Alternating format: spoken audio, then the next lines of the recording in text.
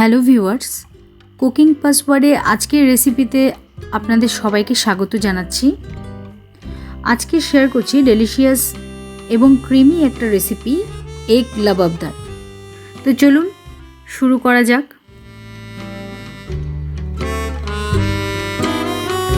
প্রথমে আমি এখানে দুটো মিডিয়াম সাইজের টমেটো দিয়ে দিচ্ছি, আর 10 কোয়া রসুন দিয়ে দিচ্ছি, 3-4 টুকরো আদা দিয়ে দিচ্ছি, 7-8টা কাজু বাদাম দিয়ে দিচ্ছি 4টে সবুজ এলাচ এবং 4টে লবঙ্গ। এগুলোকে আমি 5 মিনিটের জন্য বয়েল করে নিচ্ছি।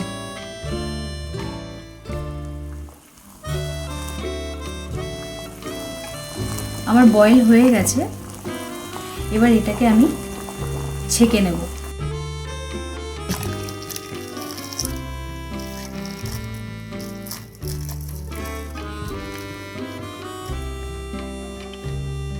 ঠান্ডা হয়ে গেলে আমি এবার আস্তে আস্তে টমেটোর খোসা ছাড়িয়ে নিচ্ছি। দুটোই আমি এভাবে ছাড়িয়ে নেব। এবার এগুলোকে আমি কেটে নিচ্ছি।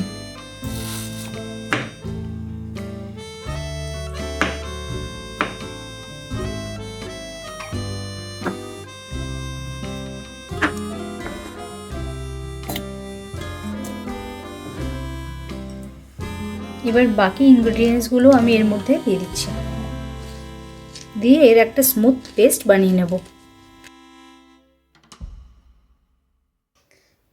তৈরি হয়ে গেল আমাদের স্মুথ পেস্ট। এবার আগে থেকে বয়েল করে রাখা ডিমগুলোকে আমি প্রথমে হাফ করে নিচ্ছি।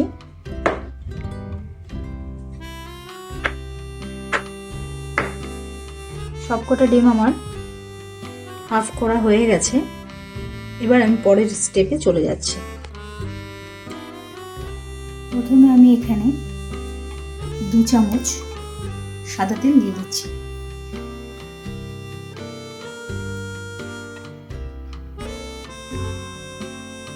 রান্নাটা আমি লো টু মিডিয়ামে রেখে করব।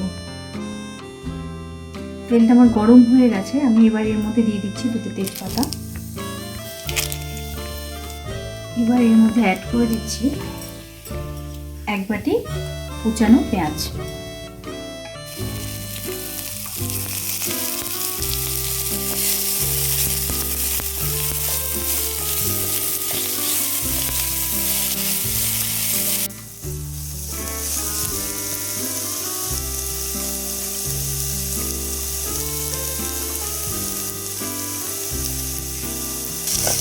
পেঁয়াজের রঙটা একটু ধরে এলে এবার আমি এর মধ্যে সমস্ত মশলাগুলো মেশাবো।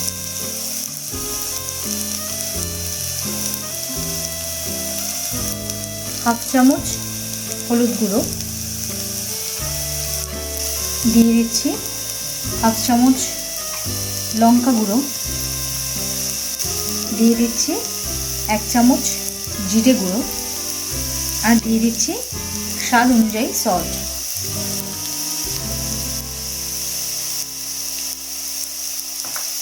এবার সমস্ত মশলাগুলোকে আমি এর মধ্যে ভালোভাবে মিশিয়ে নিচ্ছি।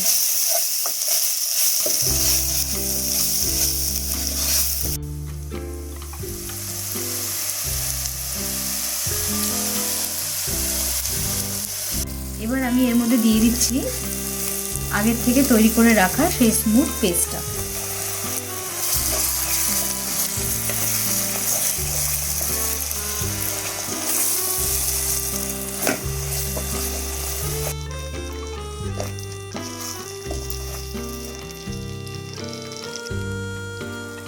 এবার আমি এর মধ্যে দিয়ে দিচ্ছি 1 কাপ গরম জল। রান্নাটা কিন্তু গরম জলে করতে হবে, কোনো রকম ঠান্ডা জল কিন্তু এতে ইউজ করা যাবে না।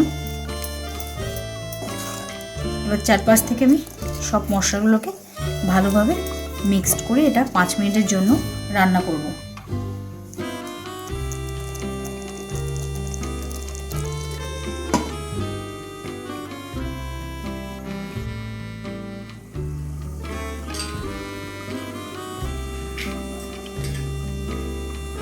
মিনিট হয়ে গেছে, আমি দেখে নিই একটু।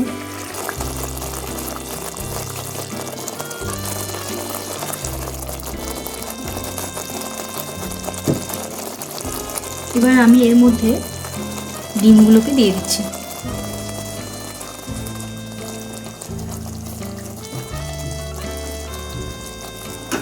মশলা দিয়ে এবার আমি এগুলোকে ভালো করে কোট করে দিচ্ছি।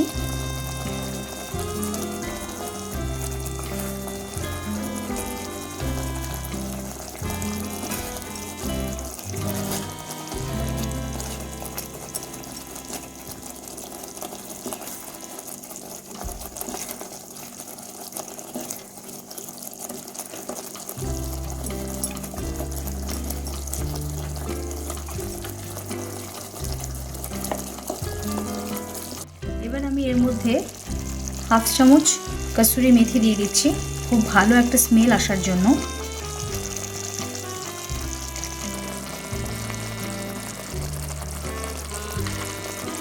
দিয়ে দিচ্ছি 1 চামচ ফ্রেশ ক্রিম।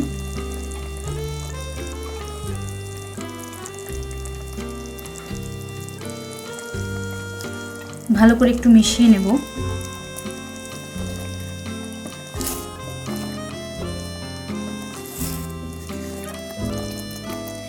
এবার আমি এর মধ্যে দিয়ে দিচ্ছি কোচানো ধনেপাতা, দিয়ে আমি এটাকে 5 মিনিটের জন্য একটু ঢেকে দেব।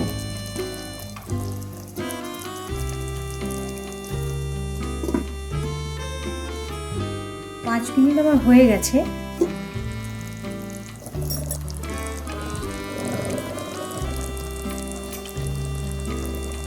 এবার আমি এর মধ্যে দিয়ে দিচ্ছি ডিমের সাদা অংশটাকে আমি গ্রেট করে এর মধ্যে দিয়ে দিচ্ছি।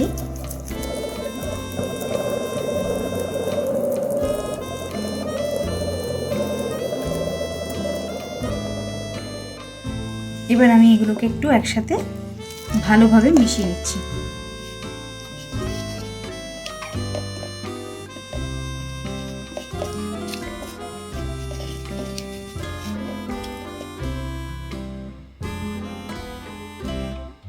তো তৈরি হয়ে গেল আজকে আমাদের এগ লাবাবদার।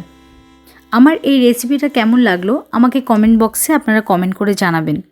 আর যদি ভালো লেগে থাকে তাহলে অবশ্যই একটা লাইক দেবেন।